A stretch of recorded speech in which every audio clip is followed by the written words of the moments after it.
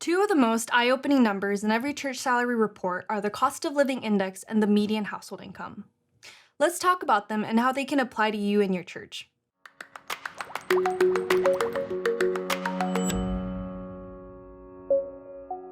Stuff is expensive, and it always seems to cost more where you live.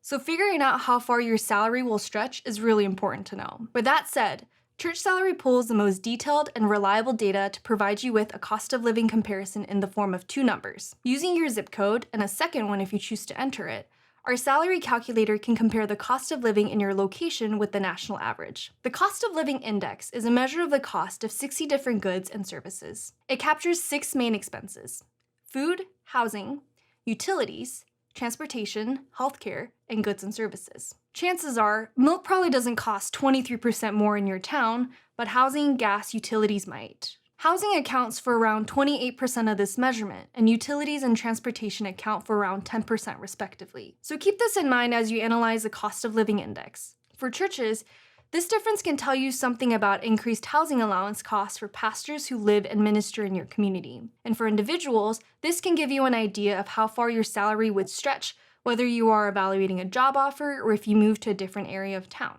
Below the cost of living index, you will also see a comparison of median household income for your zip code and potentially a second one. Now this is key. You are looking at the median income in your zip code. This is not an average.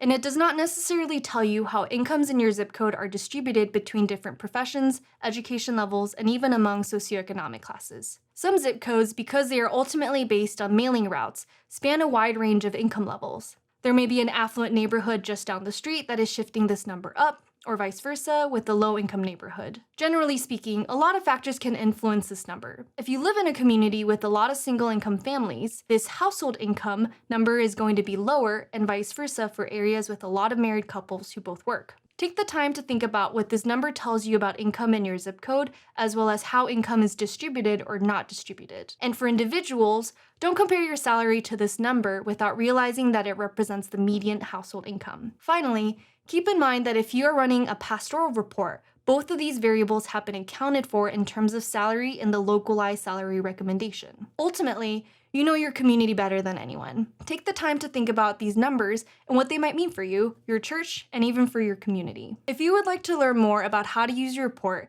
check out the other how-to videos we offer. And if you're ready to create a custom report, visit our website at churchsalary.com. Thank you for choosing ChurchSalary. If you haven't already, consider taking our National Church Compensation Survey. Together we can help more churches.